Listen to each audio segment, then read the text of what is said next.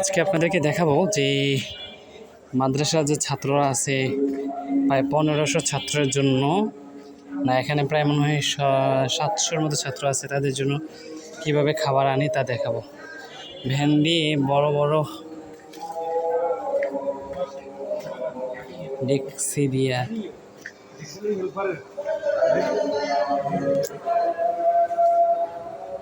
আচ্ছা কি ডিম না কি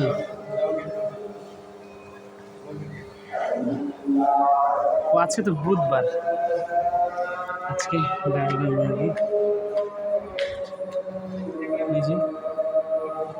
আলমগীর ভাই, এখানে কতজন ছাত্রের খাবার আসে? এখানে কতজন ছাত্রের খাবার আসে? না কতজন ছাত্রের শুনি না। হ্যাঁ 650। আচ্ছা